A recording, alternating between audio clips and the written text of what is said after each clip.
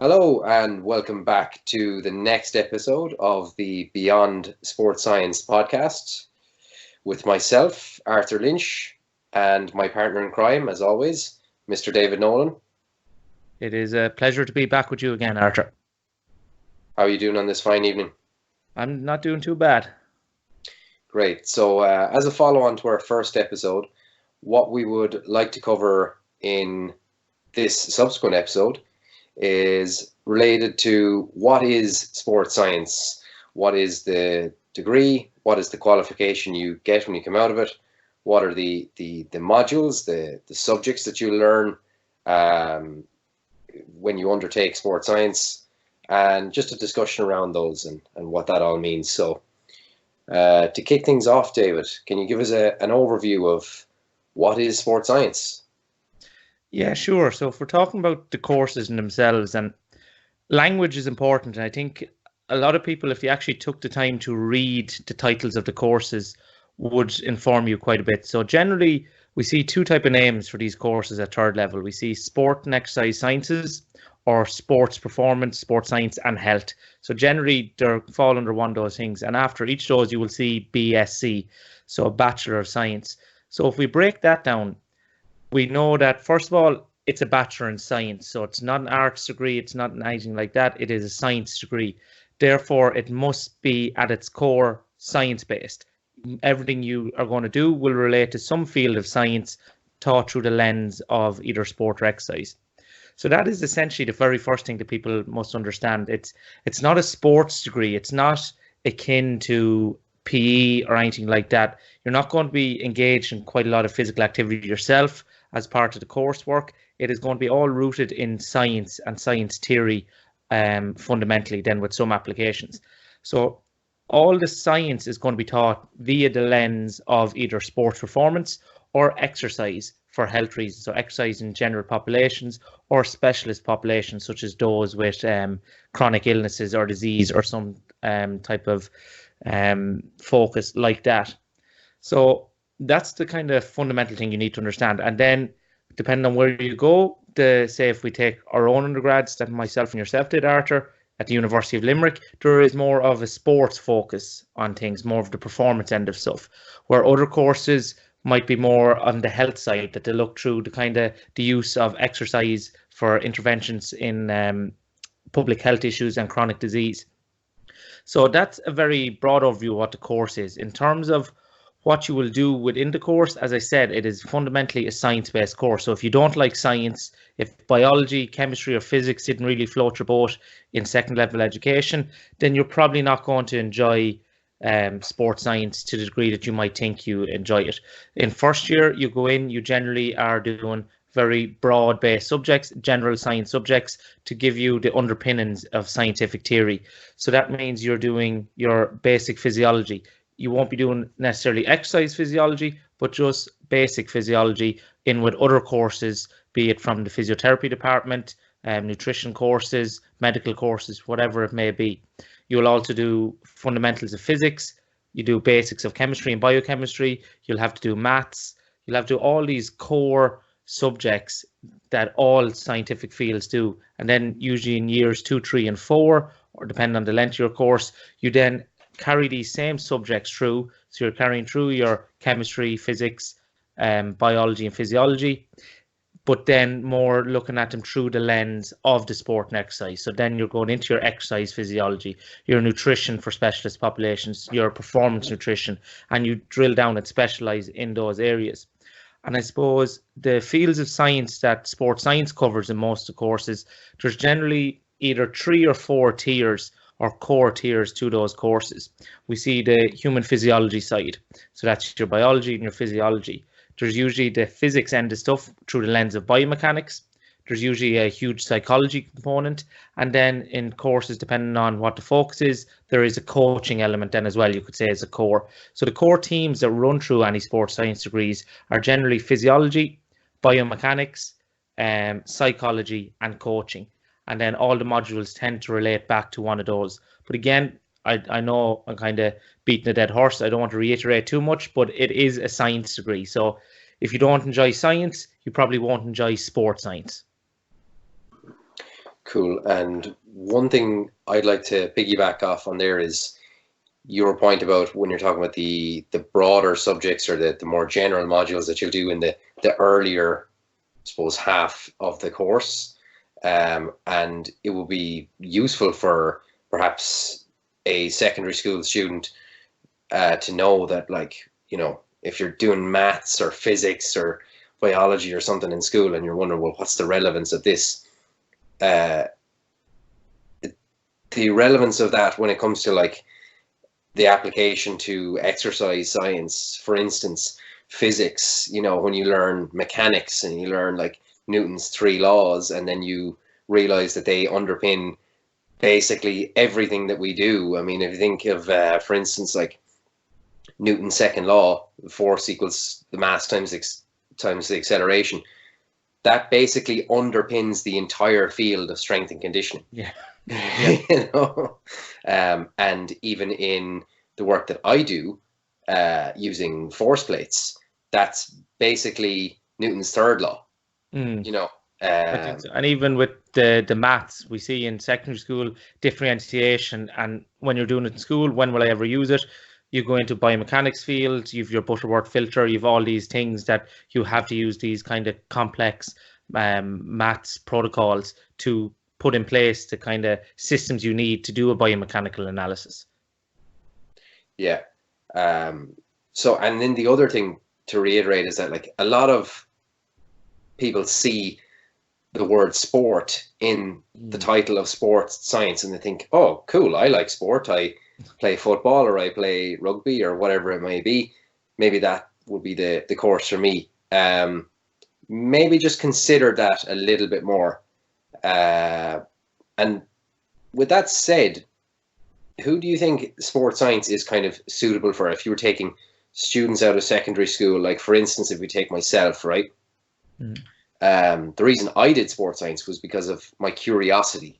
I was curious about how the body works, how we can manipulate body composition and performance through training and nutrition. That was, broadly speaking, that was my motivation. I was like, okay, what course aligns with that curiosity that I have? And sports science seemed to be the one that was closest to it. And in fact, that was the case. It wasn't like entirely geared towards that, but I was always looking at each module through that lens of basically being a bodybuilder, someone who wanted to manipulate their body.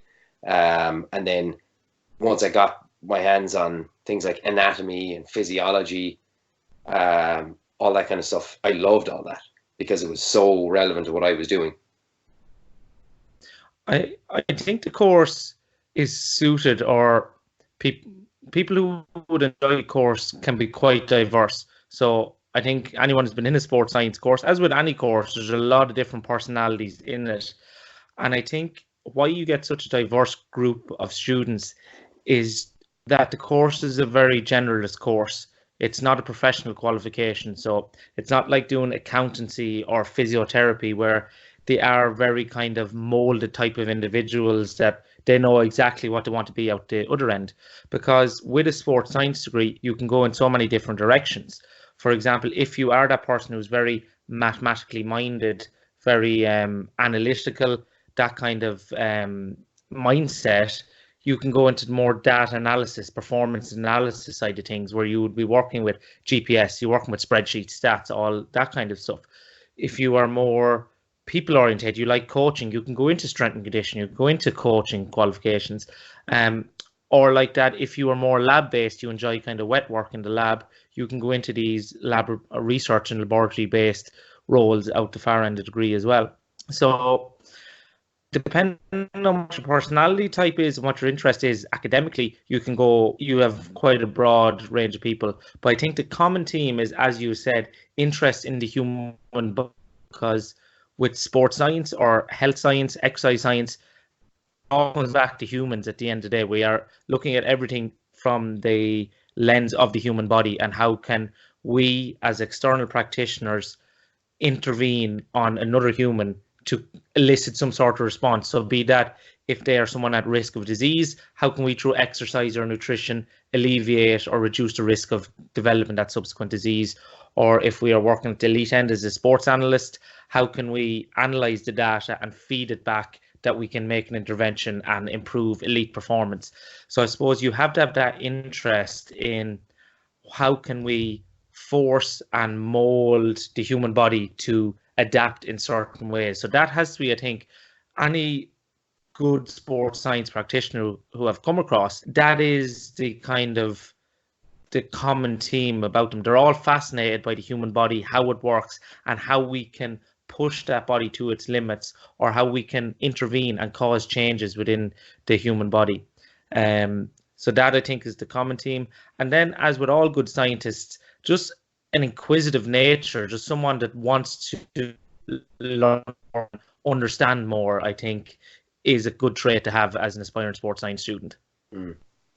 So I've shared my own experience there, David. What was your motivation for pursuing sport and exercise science? It's a good question. I suppose from my background coming up, I was always a kind of all-rounder. I was a good athlete in terms of, not a great athlete in any one field, in any one sport, but I could turn my hand and play at a decent level in a range of sports. But then I was always quite strong academically coming through. So I suppose sports science for me was an avenue to kind of mold the two of those things, where I knew I wanted to be a scientist of some degree. I knew that's where I wanted to go. And I knew that I enjoyed kind of biology, physiology, the human body, and advancing that and kind of pushing the limits of that kind of stuff. So I suppose sports science was just where I could mold those two, where I didn't know whether I wanted to work in elite performance, whether I wanted to go eventually to a medical kind of field. So I suppose that's what sports science offered to me, was the ability to get a Bachelor of Science. So I had a science degree, but while also keeping the toe in that kind of human performance exercise realm, while not restricting myself. If I decided at the end of the degree, look, the sports side stuff doesn't really interest me, I can still go and become a medical doctor if I want. I can still go and become a physiotherapist quite easy, or I can branch and just go completely down the science field, say in pharmacy or somewhere like that. So I suppose that's what sports science offered for me, was that kind of broadness and generality that people often criticize about the course, but that was an appealing element of the course to me. Right, and we'll touch on in later episodes how you can improve your prospects there in terms of coming out the other side of it with a job. One thing as well that I've noticed over the years is that a lot of people, and this is no secret, but like that a lot of people use sports science as a backdoor into physiotherapy, and there's nothing wrong with that. I personally have never understood it per se, but I know it's a done thing, and it's not uncommon. From my own experience, what I've seen, like people that I went to college with, that I did sports science with, as you mentioned, like video analysts. One guy opened his own gym. A couple others are working in other gyms as personal trainers or as strength and conditioning professionals. Few have gone into research, so like myself. And then others have gone on to do other postgraduate programs, so either like in physiotherapy or in nutrition, those kinds of fields, you know. So I guess for the listener, that's sort of what you're potentially getting yourself into. Yes, as we said already, the degree is very general. It's not a professional qualification as such. You don't come out the other side of, I am this, I am. Yes, you are a sports scientist, if you want to use that term or whatever it may be, but you don't have a paper like you walk up and you get the job as this. It's not like a physiotherapist or a nurse or occupational therapist or any of these things. So that's the thing. It's very generalist. You're not a specialist in any one field. You know a decent bit, if you apply yourself throughout the degree, you know a decent bit about a good range of subjects. So if you're someone that's unsure about where you would like to go, you've tied with the idea of physiotherapy, but you don't want to make that commitment. Same thing with sports coaching or biomechanics or something like this. It gives you that ability to taste everything. Now, out the far side, as you said, yes, a lot of people use it as piggyback into physiotherapy. And I probably have no issue with that. I think a lot of the physiotherapists who I know, who I would rate highly, have kind of come through that avenue. I think it gives a different perspective to a physiotherapist to understand a lot more in-depth the underpinnings of physiology and like that biomechanics, strength and conditioning, that kind of thing. So physiotherapy is a big thing. A lot of people, yes, go into sports coaching or physical training in terms of personal trainer or S&C coach. We can then discuss improving your employability in that area in the next episode. And then a lot do go on to further education, be it masters, be it PhD, research, that area. And then the elephant in the room, a lot of people within this industry go into a non-related field. So you do come out with a Bachelor of Science degree, and that holds some weight in itself. It shows you have the ability to complete coursework, complete or work towards deadlines, have some degree of critical thinking, have some scientific literacy, all these things that are valued within different organizations. So we know people have gone into big multinational companies off the back of these degrees as well. So it is a very generous degree, and you can go into many different areas off the back of it. I'm going to throw in a curveball at you. So with myself working in the field of gyms as a personal trainer, fitness instructor, all that. So a lot of people have said that, if I was staying in that field, I'd be, if anything, highly overqualified. Do you see a sports science degree or exercise science degree as being necessary for a personal trainer or a fitness instructor, or is it just one of those things where it would be really good if you had it, but it's by no means is it necessary to have? So I don't think it's necessary. Yes, it's not going to do any personal trainer any harm if they have a degree in sport and exercise science as well. It will only probably benefit them. Is it necessary? No, because we must remember that it's a 3 or 4 year commitment, depending on full-time commitment, depending on where you carry out this course.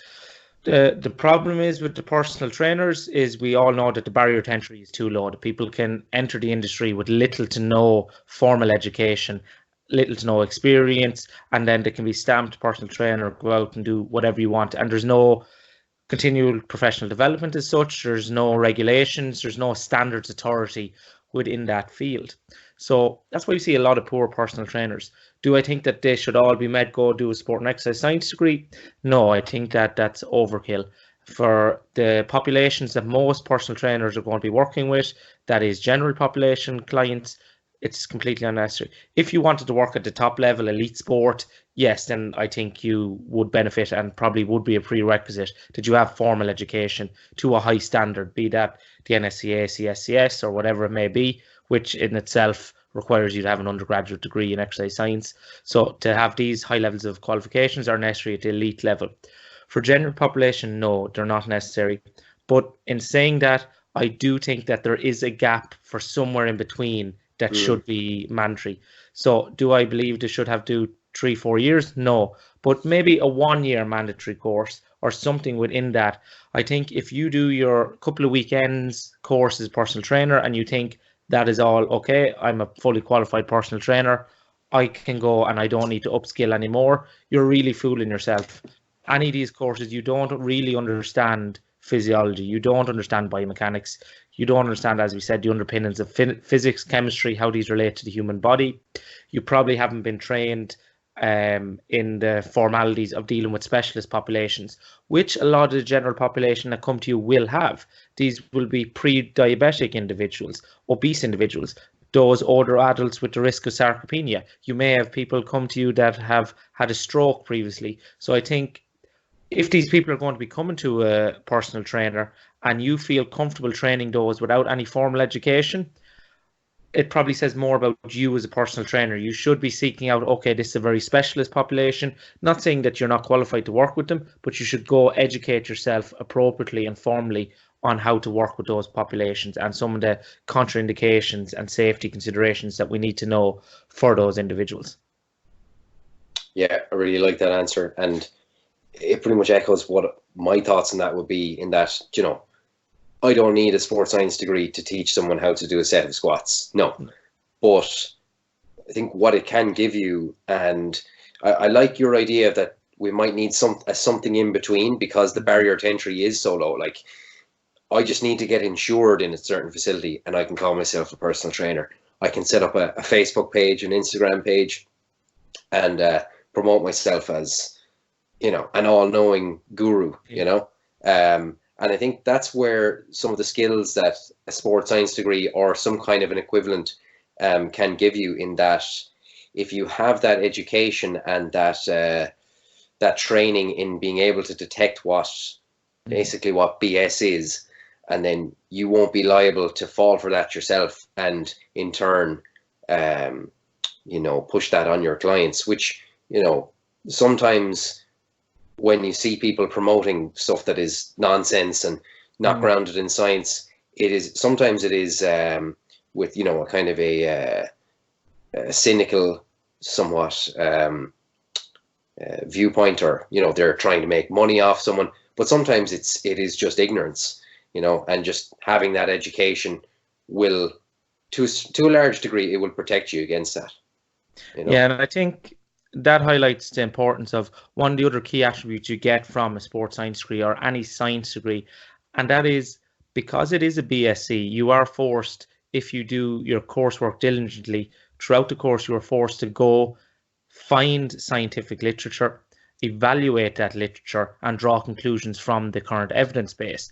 That skill in itself, by learning how to seek out, find, and appraise scientific evidence, that equips you to work with a lot more populations. For example, if you understand the basics of exercise science and training science and physiology, and you also have this scientific literacy, and then someone comes in that may be pre-diabetic, that may be sarcopenic, or whatever it may be, you may not have worked with this population before, and you may not have had formal education about how to work with this specialist population. But what you do have is the ability then to go find the evidence, the guidelines and recommendations from the population, critically appraise that literature yourself, and draw the conclusions and educate yourself on what best current practice for working with that population. So it equips you, and that can be applied to the sports end of stuff as well. If you've worked with a sport, if it's a new sport for you, you can go seek out the research for that given sport, get a more in-depth appreciation for the demands of that sport, and then base your programming from that evidence base. Savage. I think that's a good point to kind of wrap this up. We've covered a good bit there now, and hopefully the listeners will have found it useful. Any closing thoughts you would like to leave them with? Yeah, so I suppose if we're just summarising, the goal of this particular episode was to describe what a sports science course is and what it involves. So just to wrap up once again, it is a science course fundamentally taught through the lens of either sports performance or exercise performance and health. So that's what you're going to do. You're going to do a nice combination of your basic core subjects of science, your biology, physiology, physics, chemistry, then brought through the lens of biomechanics, psychology, physiology, and coaching, always relating back to either sport performance or exercise health. And it's always going to be centered on the human body and what interventions we can do to alter the human body. So if that's not a course that sounds appealing to you, then sports science is probably not a course that is suited to you. And as we'll allude to in subsequent episodes, if you are someone that values job security or job certainty, where you want a professional qualification that you come out and walk straight into a specific job or a specific role, then sports science is probably not going to be suited to you anyway. And then to close off, as I said, a lot of different personalities go into it. You don't have to be sporty yourself. A keen interest in sport, you don't have to partake in it, but maybe you are more analytically minded, you enjoy working with numbers, you enjoy data, and you also enjoy sport. Sports science can offer an opportunity to blend those interests. So that's why I don't want to have this stereotype that you have to be the kind of athletic individual in school to go in and excel in a sports science degree. So that's my closing remarks for this episode. Bang on. I would be doing a disservice to the listeners to add anything to that.